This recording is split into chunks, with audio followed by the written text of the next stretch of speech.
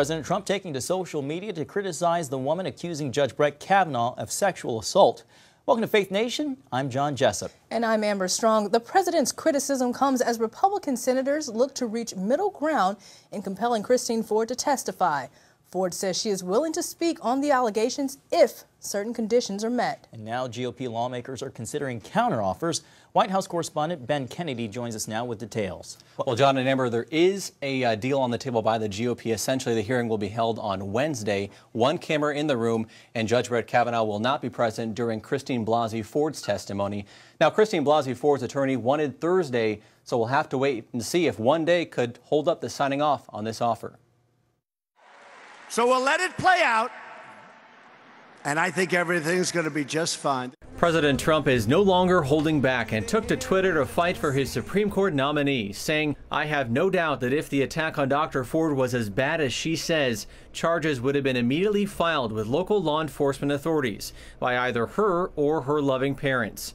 I ask that she bring those filings forward so that we can learn date, time, and place." The president is defending his nominee, but that nominee needs to defend himself against what he says are uncategorically and unequivocally false allegations. He says he was not at the party. Kavanaugh is eager to defend himself as soon as possible. His accuser, Christine Blasi Ford, only wants to tell her side if key conditions are met. She reportedly doesn't want Kavanaugh in the room. He must be questioned first, and only members of the committee can question her. No lawyers or Senate aides. The truth is the truth.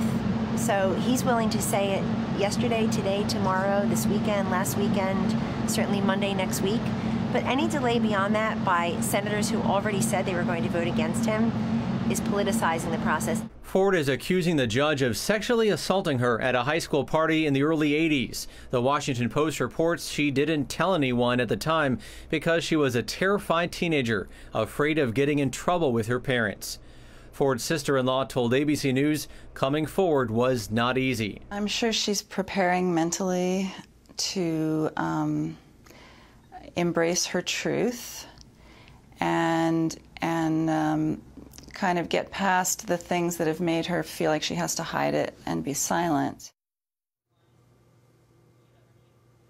Now, John, senators are saying they really do want to hear both sides before moving forward with any kind of a vote. That being said, the Senate Judiciary Committee is giving Ford's attorney until the end of Friday to make a decision. So really, the clock's ticking. Sure. Ben, thanks for keeping us posted. Yeah.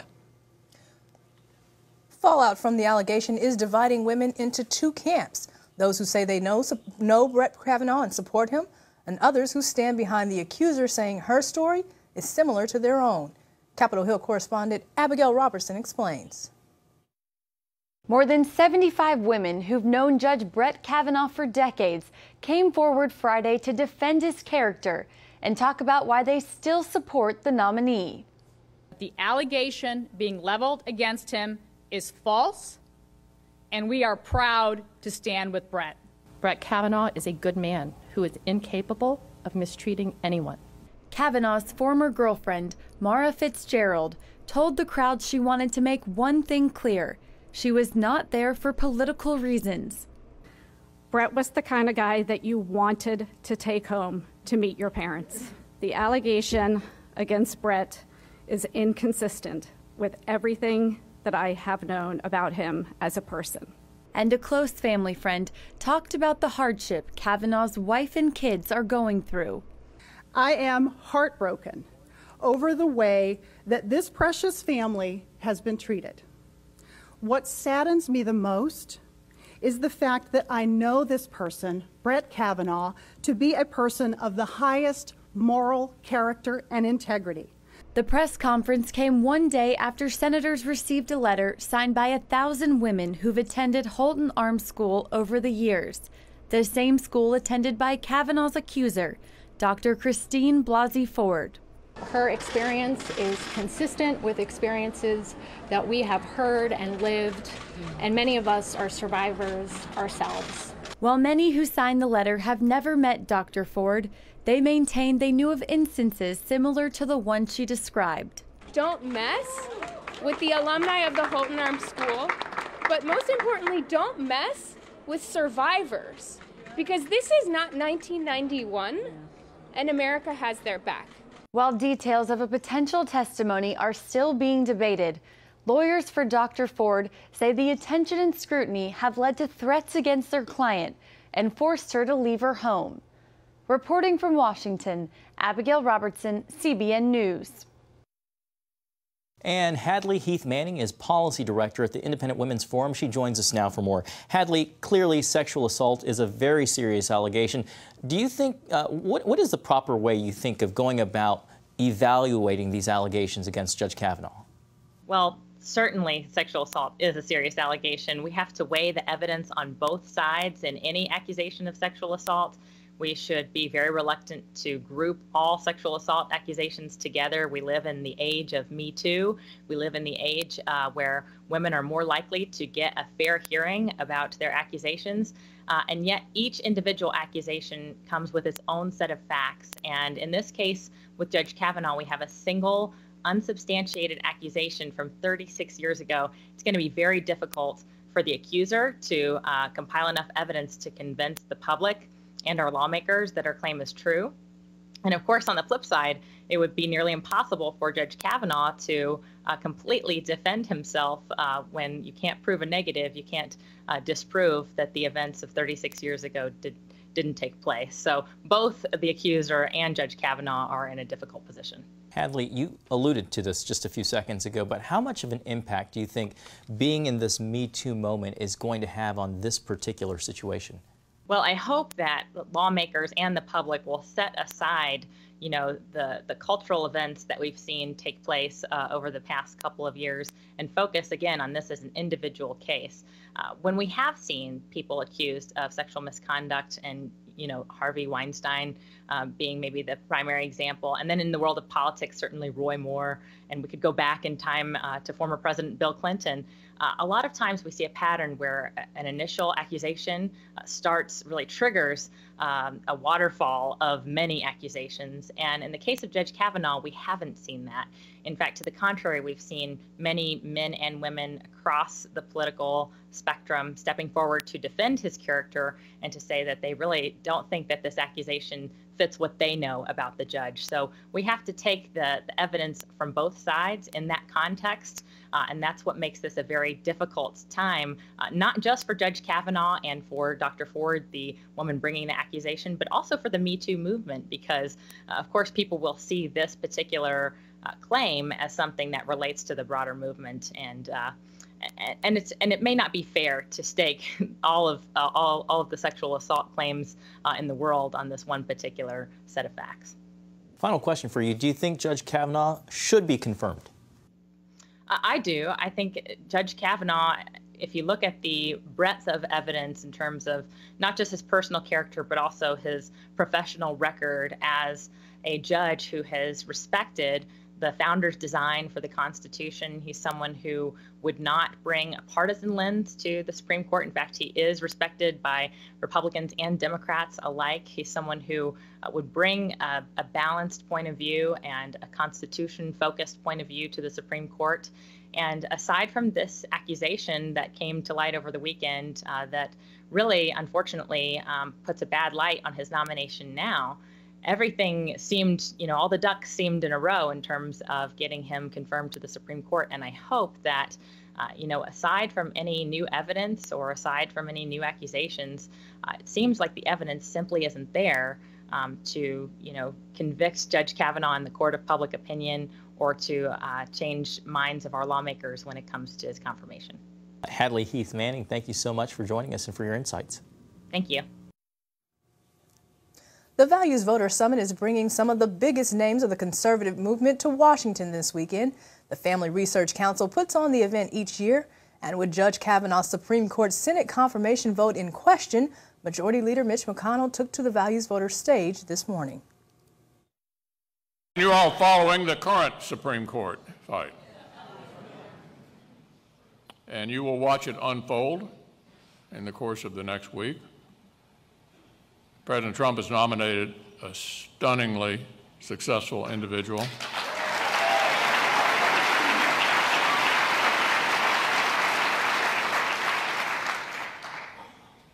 You've watched the fight, you've watched the tactics, but here's what I want to tell you. in the very near future, Judge Kavanaugh will be on the United States Supreme Court.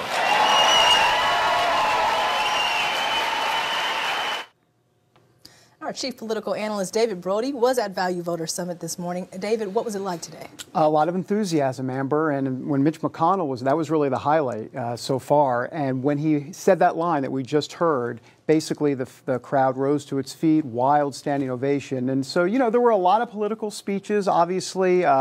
There's also the talk about rallying the base and all of that, praying for the nation. But Amber, I got to tell you, when it all gets down to it, it's all about enthusiasm. Can evangelicals actually match the anti-Trump enthusiasm on the other side? That's the midterm election question. So we went in search of enthusiasm. Have a look. Sir? How you doing? We're looking for enthusiasm. Enthusiasm? Are you excited? I'm excited. No, I mean midterm elections. Midterm elections. Are you gonna vote? Of course. Yeah, but what about your friends and family? I mean, yeah, we always vote. All right, we're looking for enthusiasm. Hi, anybody enthusiastic? Are we enthusiastic about the midterm elections? Do we care? Yes, we do care. Yeah, because the Democrats, you know, they're not playing around. That is true, but I'm curious to know what is their policy agenda. Good point, but you know, they're like up here. Like if this is the enthusiasm, they're like they're very anti-Trump. Yeah, that is true. There is, I guess you would call it, enthusiasm gap, and I think part of it could be contributed to the lack of resolve amongst Senate Republicans in maintaining the president's agenda. People who are saying that the conservatives are disinterested, they're they're not really involved. That is not true. Not true. And you know why? Because the more the left does the things that they're doing, the more it motivates the right and it galvanizes them. Excuse me, sir. Hey, how are you? We're looking for people that are enthusiastic about the midterms. Are you enthusiastic? I am optimistic. I'm hopeful. I think it's going to be requiring a major effort of Republicans to get out to the polls and to bring their friends out and realize how challenging it is. There's been so much misinformation about the accomplishments of the Trump administration. The crowd here at least is pumped and ready to vote, and typically evangelicals show up in midterm elections. They make up roughly 26% of the electorate. This year, a new wrinkle, the Kavanaugh controversy. What will that mean for evangelical enthusiasm? If he does not get it confirmed, we need to step it up. We need to make sure that we get someone in there. And of course, Trump is the one that makes the decision, but we need to get somebody in there that's more solid. So you'd blame more Democrats for this than Republicans not getting Kavanaugh through? Yeah. We don't want that leadership in. David on the street with the people. David. That's me, John, on the street with the people. Tony Perkins this morning described the Values Voter Summit as the largest conservative event of the year. We saw Mike Pompeo, Mitch McConnell, Michelle Bachmann, and others. I would imagine a lot of conservatives are scrambling to get on stage to show their conservative bona fides. That's right. And the sitting vice president, oh, by the way, Mike Pence, will speak on Saturday. It's the first time the Values Voter Summit will actually have a sitting vice president speak to them. And last year, there was a guy named Donald Trump, the president of the United States, who spoke to the Values Voter Summit. So it's a big deal. And not only is it a big deal because they're getting the names, but C-SPAN covers it live. The mainstream media is paying attention, and so it can drive the narrative in Washington. Sure. You actually broke some news coming out of the Values Voter Summit. Yeah, you do that on Twitter, at the Brody File. You broke some news this morning coming out of the Values Voter Summit. Tell us about that. Right. So there's going to be a values bus tour that the Family Research Council is going to start, and it's going to start on Saturday this weekend, right after the Values Voter Summit. It's going to go to 12 battleground states. It'll go to Ohio, Pennsylvania, Missouri, lots of different ones. And basically, they're going to have folks like Congressman Mark Meadows and Louis Gohmert, get the bus going and get the conservative politicians on the bus and basically go around to these states and say, you need to vote your values, and they're going to obviously push Judeo-Christian values, and that'll be the big voter mobilization tool that the Family Research Council will use in conjunction with their 15,000 church network. It's a pretty vast network. David, shifting gears a little bit, earlier this afternoon, news broke from the New York Times reporting that the high-level ranking Department of Justice official, Rod Rosenstein, had a wire when he went in to meet with the President Trump. This is inside Washington. He's denying that that happened. What do you make of all of this? Well, you know, it's interesting. Initially, the reports, the way the media was explaining was that he had a wire. Now, the New York Times is actually saying that there was discussion that he was going to put a wire on. He never actually put a wire on, and so that never happened. But the fact that the Deputy Attorney General would be thinking about having a wire inside with Donald Trump is quite shocking, to say the least. Having said that, we're now getting reports from different sources saying that Rosenstein was just being sarcastic, that he wasn't really serious about it. New York Times sticking by the reporting. And of course, Rod Rosenstein is saying, I deny all of this because it's an anonymous source. So it's interesting. But, you know, once again, it's interesting because Donald Trump, once again, the hunch about him being right about deep state, about people after him, you know, he always feels marooned on an island. And once again, he has decided to say, here, look at it again. You know, Rod Rosenstein has done it. And it just seems to play into the narrative that Donald Trump has had all along. Last question. Going into the weekend, we have Vice President Pence speaking, a number of other conservatives. How does this news change the narrative at Values Voters? Do they take this and use this as a platform? What are we going to look at? What are the speeches going to sound like coming out of Values Voters? That's a great question. I think they will use it quite a bit. I think speeches are now being changed for Saturday. The Vice President speaks 11:30 in the morning Eastern Time on Saturday. I can guarantee you they're changing that speech to include this. Just say, see, the deep state is alive and well, and it plays perfect to their narrative and actually probably helps the Republicans with a rallying cry before the November elections. You can be sure Donald Trump's going to say something. I'd say he changed his speech, but he don't write speeches. He just talks. And he talks quite a bit. Chief Political Analyst David Brody, thanks for joining us, as always. Yeah, you bet. Why moderate Democrats are hoping to win big in November's midterm elections. I really wanted to help women, and I knew going back to school would be the best way to just even achieve those goals. Regent University just offered me the opportunity to be able to go to school online to get a degree in a secular discipline of psychology with a Christian basis and be able to take care of my daughter.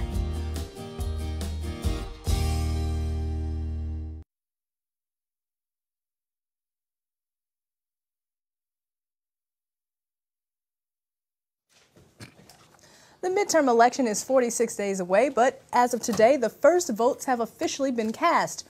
Early in-person voting began today in a number of states, including Minnesota, South Dakota, and Vermont. Overall, 35 states and D.C. offer some sort of in-person early voting. The first midterm election of the Trump presidency takes place November 6th. Well, as we head into the midterm elections, the future of the Democratic Party is up in the air. Progressives want to move the party farther to the left, while the moderates say not so fast. Jenna Browder has the story. Trump, traitor, treason! Treason. The penalty that we are all paying right now for the president's treason is we are losing our allies. Impeachment. We believe that President Trump has violated the Constitution, and we've introduced 5 articles of impeachment. And getting rid of ICE, the U.S. Immigration and Customs Enforcement. Well, you think you should get rid of the agency? I believe that it has become a deportation force. All ideas pushed by left-leaning members of the Democratic Party. But are they too extreme? More moderate Democrats say yes and want to rein them in. Impeaching the president is not a message that will resonate beyond the base of the party. We need to have a message that resonates beyond the base, to the middle, to independents and others who will make the difference in this election cycle. And recent polling seems to back up this approach. According to Hill.tv and HarrisX American Barometer, 64% of Democrat voters say they would not vote for a socialist candidate. Moderate Democrat Matt Bennett agrees. He and his team at Third Way just hosted Opportunity 2020, bringing together middle-of-the-road Democrats to voice their concerns. They disagree with Senator Bernie Sanders' view on the economy. Guaranteeing a federal job to everyone in the workforce is not a good idea. That might have been a good idea in 1932 when we had 28% unemployment in the height of the Great Depression, but it's not a particularly good idea now when we have 3.8% unemployment. And when it comes to abolishing ICE, reuniting families, we think, should be the focus for the Democratic attack on the Trump administration on immigration. The one thing nearly all Democrats agree on is their dislike of President Trump. Without a doubt. There has never been a unifier like Trump. Bennett's message heading into November is to win and wait. We can have these debates about exactly which direction the party ought to move after November, when we start to kind of round the bend towards 2020 and we choose a nominee. And ultimately, we're going to have a leader for our party, that nominee, who's going to make those choices. But for now, our message is focus on winning and set aside the things that are tremendously divisive. That's important because polls show GOP voters agree on one thing: their support for President Trump. And if that translates into a big Republican turnout this fall, it could spell trouble for the Democrats. In Washington, Jenna Browder, CBN News. As President Trump pushes for more money to protect the border, we'll take a look at how agents are using high-tech tools to fight illegal immigration.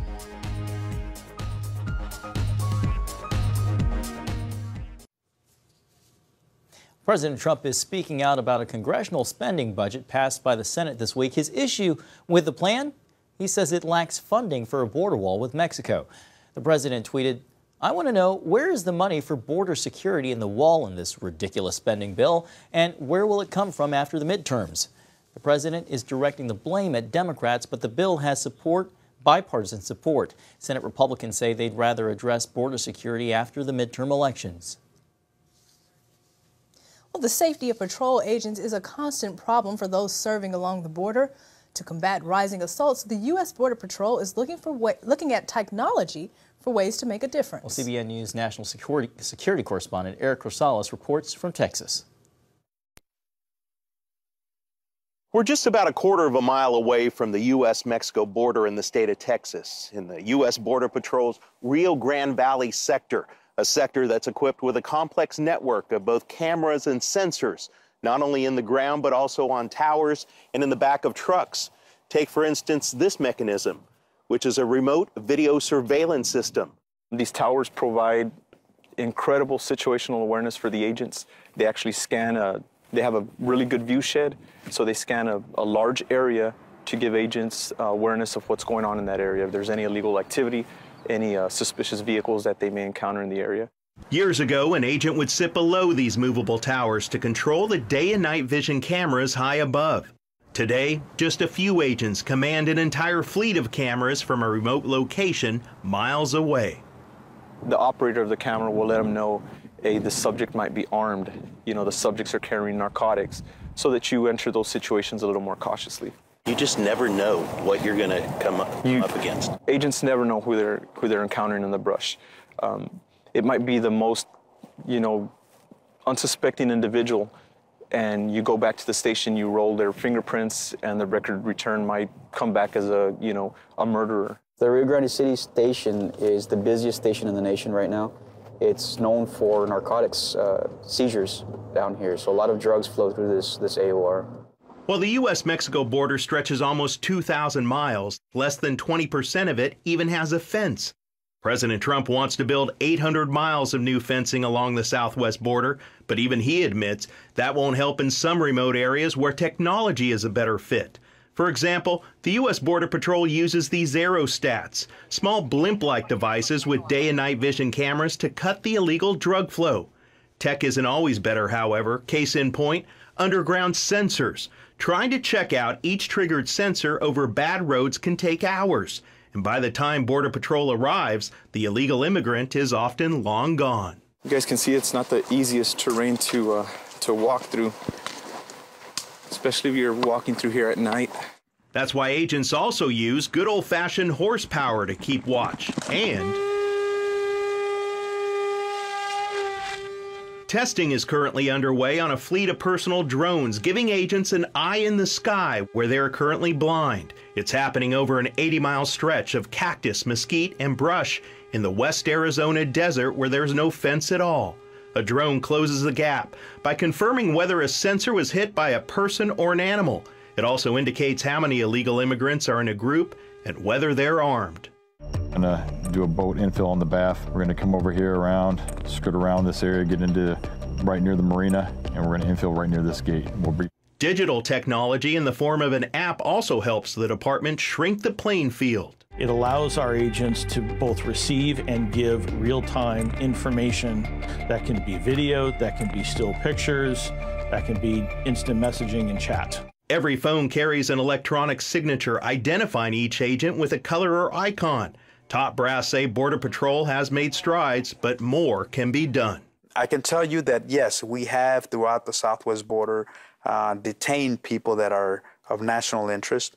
And of course, we run them through the gamut. What we need to do and keep doing is really pushing our borders outward from a technology base as far as identifying people way before they get to our immediate borders. With Mexico just on the other side of the Rio Grande River here, agents say technology is important, but they also say nothing beats boots on the ground to protect our borders and keep us safe. Reporting along the U.S.-Mexico border, Eric Rosales, CBN News. Thanks, Eric. You know, congressional Republicans also split about the best way to protect the border.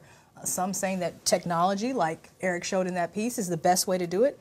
And others say the good old-fashioned border wall that the president is pulling for. So it'll be interesting to see what happens after the midterms. The debate continues. Well, that's going to do it for today's Faith Nation. We'll see you next time. We've always been talking